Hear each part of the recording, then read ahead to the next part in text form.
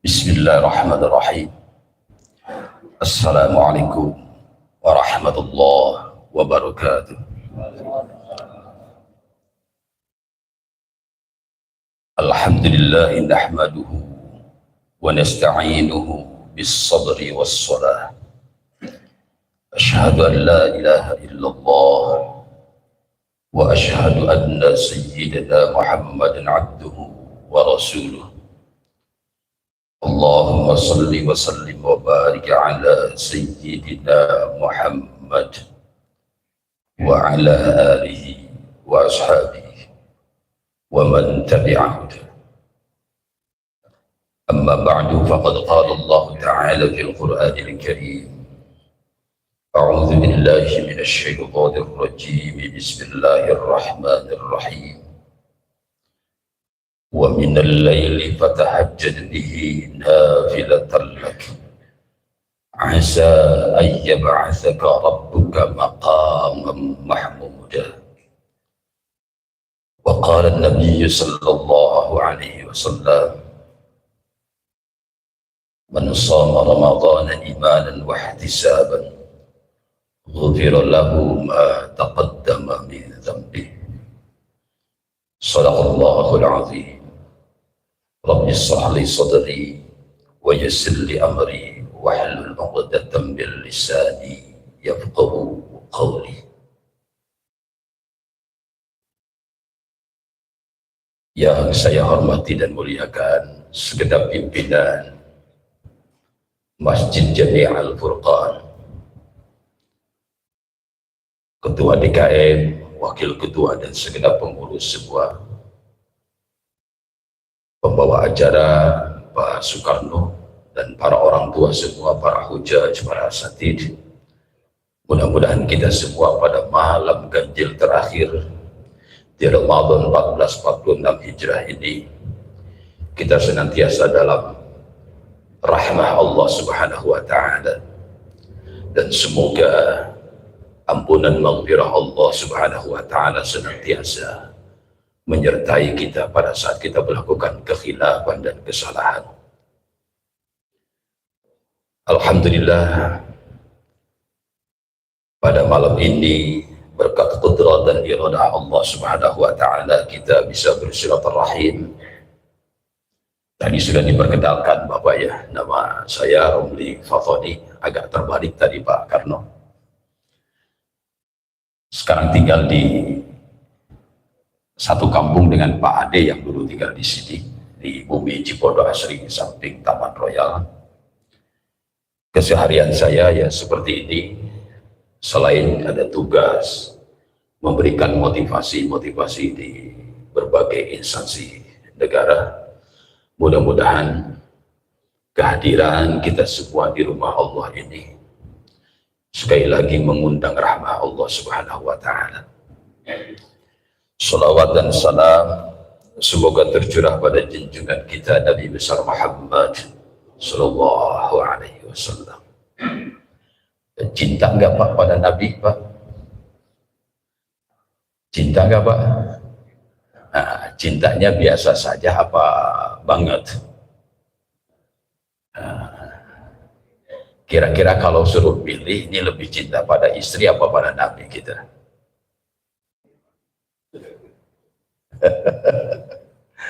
Ya, terkadang dihadapkan pada pilihan suka dilema ya. Tapi harusnya tidak harus dilema, tidak haruslah. Itu kan kalau ada dilema biasanya kondisi psikologi dan emosi kita yang dalam tanda kutip labil. Karena ajarannya jelas, perintahnya jelas, tidak boleh membuat kita dilema. Tidak bolehlah kita mencintai makhluk itu melebihi cinta kita kepada Nabi. Nabi itu kastanya setelah kita mencintai Allah, kita harus mencintai Nabi Muhammad. Misal dalam Quran, kan mutlak hukumnya taat kepada Allah dan Nabi mah. Ati Allah wa ati. Dua-duanya ada artinya kan? Tapi coba lanjutan ayat itu apa? Wa ulil amri minkum. Ada artinya enggak? Nggak ada, artinya tidak boleh sepenuhnya. Negara penguasa itu sepenuhnya kita taati sebagaimana kita taatnya kepada Nabi. Kenapa? Karena yang namanya pemerintah mah, penguasa mah, ulil amri mah ada potensi untuk salah. Masa salah harus tetap taat? Hebat kan Quran itu.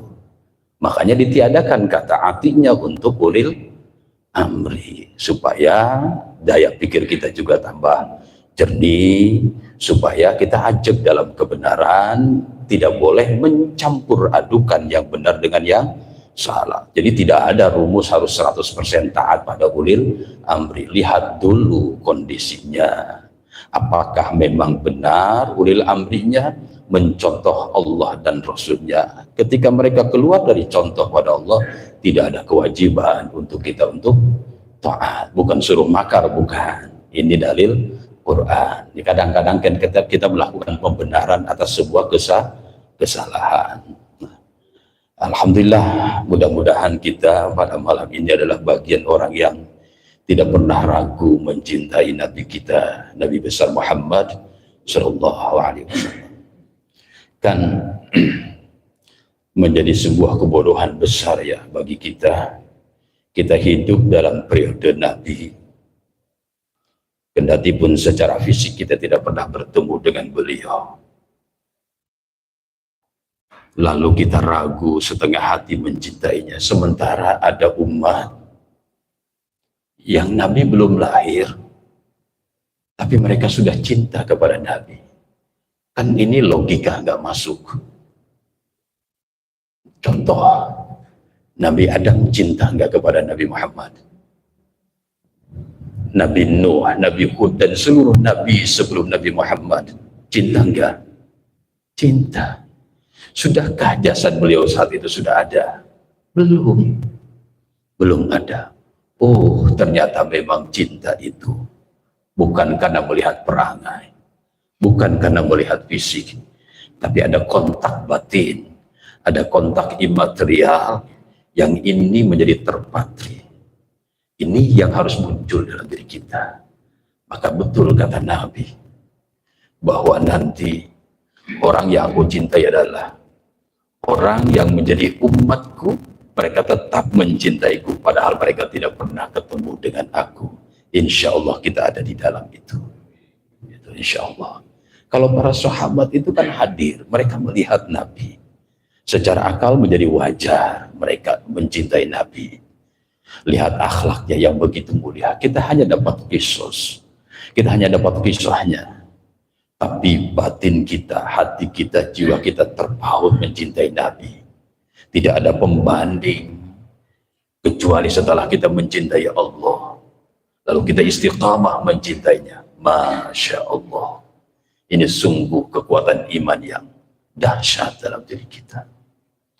Nah, Bapak Ibu yang dirahmati Allah Subhanahu wa Ta'ala, saya diberikan kesempatan berapa menit Pak Karno? Sampai subuh. Ya, kita secukupnya ya Pak ya. Tadi Pak Karno bisik sama saya ya, setengah jam aja Ustadz katanya. Ya. Biar kawan-kawan semua bisa punya waktu yang cukup untuk ya itikaf gitu di masjid yang mudah-mudahan sesuai dengan nama Al-Furqan. Apa artinya Furqan? Gitu ya. Jangan ngebedain, malah kita nyampurin. Mudah-mudahan kita keluar dari masjid ini memang kita mampu dan pasti bisa membedakan benar adalah benar, salah adalah salah. Gitu. Bapak Ibu yang dirahmati Allah Subhanahu wa Ta'ala, kita materi ya, mencampur saja ya. Kita campurkan kan ini adalah ujung Ramadan agar mudah-mudahan Allah memberikan hikmah atas perjalanan Ramadan ini. Ya, saya mau tanya untuk kita semua nih, sudah berapa lama kita puasa Pak? Pak, udah berapa lama? 20? 28. Emang ini baru pada balik sih? Perasaan saya udah pada tua semua. Pertanyaannya ingat ya, sudah berapa lama? Bukan sudah berapa hari. Sudah berapa lama? Kayaknya kita sejak kecil sudah belajar puasa kan ya? Iya, jadi sudah lama jawabannya pasti kan? Sudah lama. Sudah bertahun-tahun, berpuluh, berbelas tahun kita berpuasa dengan segala keterbatasan kita. Nah mudah-mudahan Ramadan 1446 Hijrah ini adalah Ramadan dan puasa terbaik kita. Kita boleh berimajinasi Bapak, bahwa pada malam ini Allah sudah nampak membukakan satu pintu surganya yang sudah lebih dari 3/4 pintu surga itu terbuka untuk kita. Dan insya Allah sebentar lagi Allah akan mempersilahkan kita untuk memasuki pintu surga ini.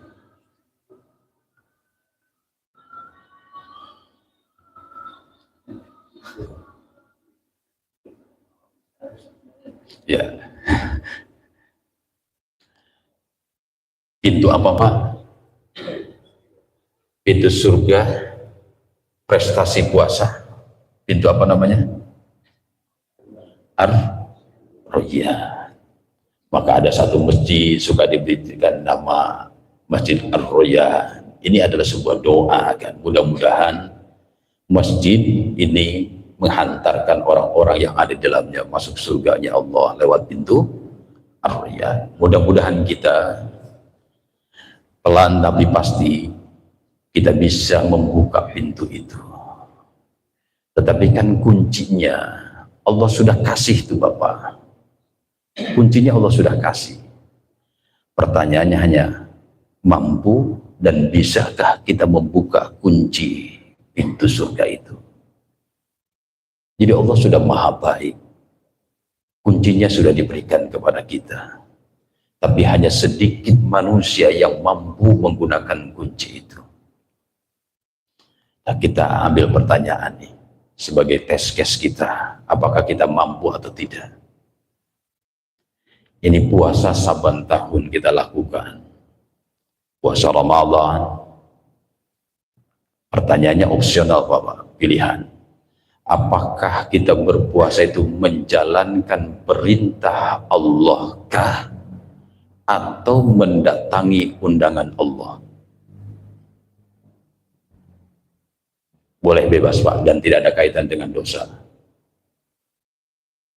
Kira-kira apa jawabannya Pak? Menjalankan perintah Allah kah atau kita mendatangi, menghadiri undangan Allah? Yang mana Pak? Menjalankan perintah Allah. Coba kita kaji dalilnya. Nanti jawabannya akan dijawab oleh kita masing-masing. Kalau Allah memerintah, adakah keuntungan bagi Allah?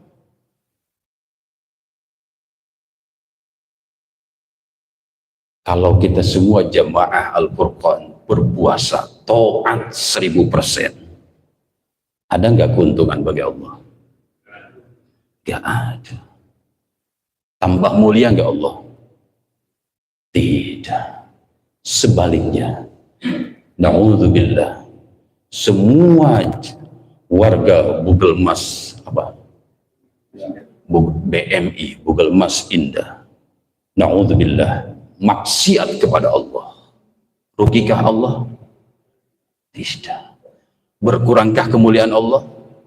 Tidak. Ini yang harus kita camkan. Allah tidak butuh apa-apa dari kita. Lalu kok kita berpuasa? Untuk apa? Ini yang harus jadi renungan. Karena mohon maaf saya agak nangis. Kita ini disebut pintar, enggak. Tapi disebut bodoh, enggak mau. Tapi faktanya harus jujur, mayoritas umat Islam itu bodoh. Mana bukti kebodohannya? Saya mau tanya, waktu awal Ramadan, Masjid ini taraweh penuh apa kosong? Penuh. Sekarang di akhir-akhir Ramadan, samakah jumlahnya Pak? Masjidnya membesar apa mengecil?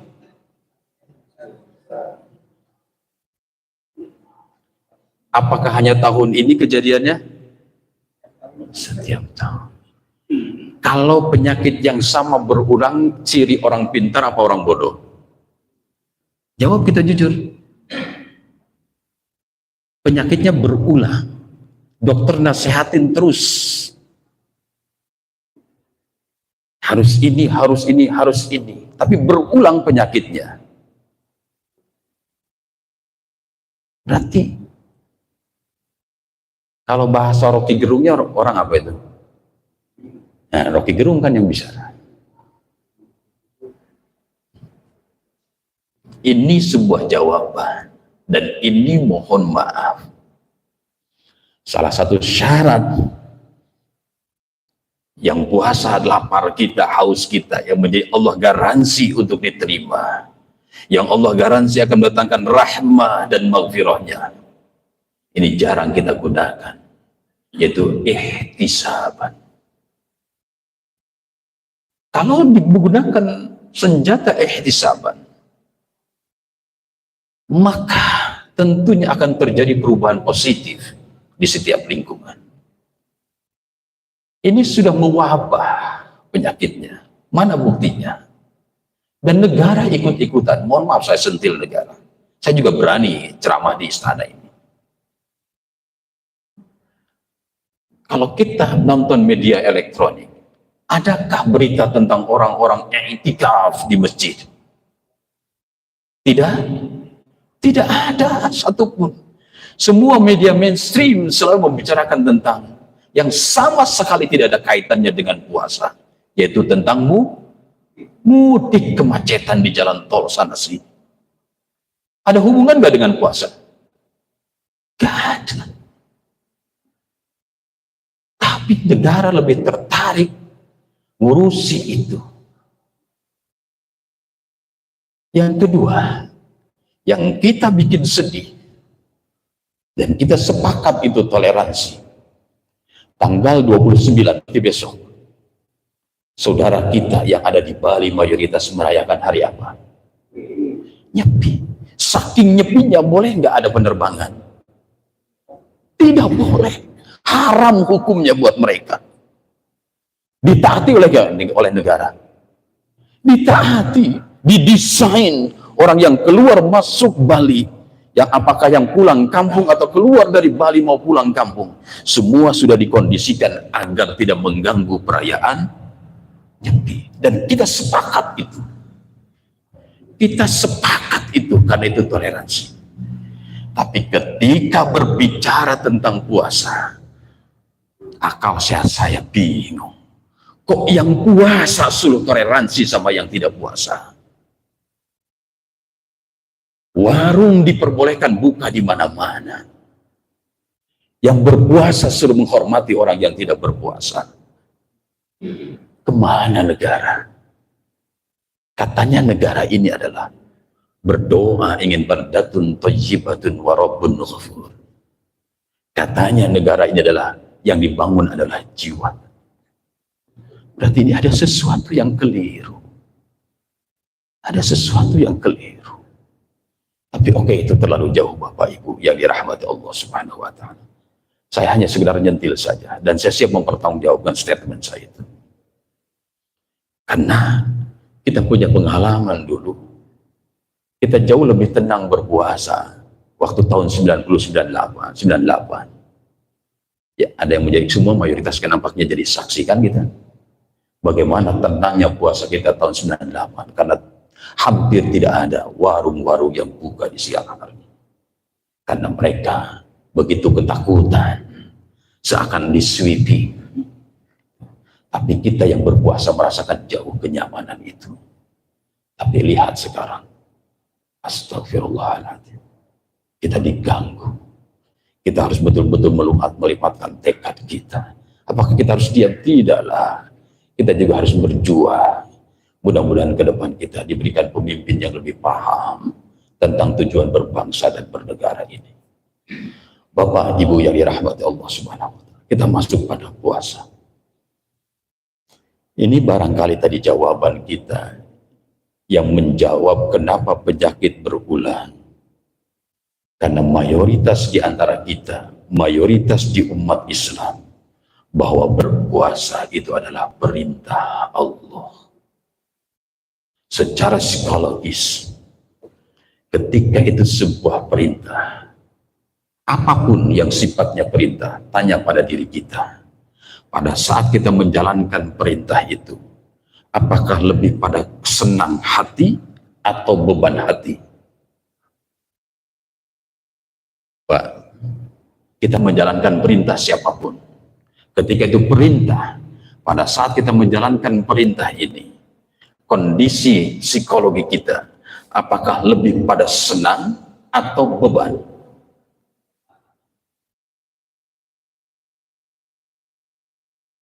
Pasti ilmu psikologi apapun akan mengatakan ketika itu command perintah, lebih pada beban. Maka terjawab sudah, euforianya sesaat, kesenangannya sesaat, karena bukan kesenangan tapi senang yang pura-pura. Mana buktinya? Buktinya tadi tarawih makin maju pasukannya, yang puasa semakin sedikit, yang tilawah semakin mengecil, yang melakukan muhasabah semakin mengecil, seolah-olah iktikaf adalah kebutuhan orang-orang yang sebentar lagi menjemput eksekusi yang sudah divonis oleh Allah. Kita semua ini sudah divonis sama Allah, divonis mati, tinggal tunggu eksekusi. Kapan kita eksekusinya? Padahal kita berharap betul anak remaja, pemuda, iktikaf, kan itu adalah kebutuhan bagi semua. Bapak Ibu yang dirahmati Allah Subhanahu wa Ta'ala, kita renungkannya. Ayat bicara tentang puasa, sudah hafal pasti kita semua. Ada di surah apa Pak? Al-Baqarah ayat 183. Insya Allah coba kita bisa bersama-sama baca. A'udzu billahi minasyaitonir rajim. Bismillahirrahmanirrahim. Yuk. Ya ayyuhalladzina amanu kutiba alaikumus syiyam kama kutiba alal ladzina min qablikum la'allakum tattaqun. Terjemahannya juga insya Allah sudah hafal. Saya sedikit lebarkan Bapak. Sudah berapa kali khatam Quran? Ada 10? Insya Allah Pak ya. Iya. Kalau sempat tampaknya kembali kepada kita ya. Saya ketemu seseorang yang sangat sibuk sekali. Saya tidak perlu sebutkan namanya. Yang asumsi saya, ini orang paling juga sekali khatam Qurannya karena sangat sibuk sekali. Tapi begitu dialog, ngobrol, justru saya malu sendiri. Karena beliau setiap 2 hari khatam Quran. Jadi hari ini insya Allah beliau akan menuntaskan yang ke-15 khatam Quran. Sibuk sekali. Kayaknya dia banding kita sibukan beliau. Lagi-lagi berarti bukan di urusan sibuk, tidak sibuk. Bukan di urusan senggang, tidak senggang. Tapi nanti adanya dimotivasi. Ada dimotivasi. Nah nanti Bapak, kalau kita biasa membaca Quran, lalu kita mencoba pelan tapi pasti nanti menelaah, akan ketemu tuh ayat yang berdiksikan sama dengan ayat puasa, yang diawali dengan ya ayyuhalladzina amanu. Berapa kali dalam Al-Quran terulang? Itu insya Allah jumlahnya hanya 89 kali. Dari 89, 88-nya semua di awal ayat, termasuk tentang puasa ini. Ada satu ayat yang ya ayyuhalladzina amanunya bukan di awal tapi di tengah, yaitu ayat yang muadzin sering kumandangkan pada saat menaikkan khatib naik mimbar, dan kita sudah hafal. Innallaha wa malaikatahu yusalluna 'alan nabi. Ya, kan di tengah kan? Ya ayyuhalladzina amanu sallu 'alaihi wa sallimu taslima. Jadi satu-satunya itu Al-Ahzab 56. Selebihnya 88 di awal ayat. Satu. Kata Ibnu Mas'ud, di surat apapun, di ayat berapapun, ketika Allah mengawali atau di tengahnya ada kata ya ayyuhalladzina amanu, pastikan oleh jiwamu, pastikan oleh hati dan rohmu, dan yakini 1000%, kata Ibnu Mas'ud, bahwa di balik panggilan itu ada keindahan dan kenikmatan yang luar biasa yang akal kita tidak mampu menjangkaunya. Itu Ibnu Mas'ud loh. Ibnu Mas'ud itu sahabat Nabi yang hidupnya dalam periode Nabi.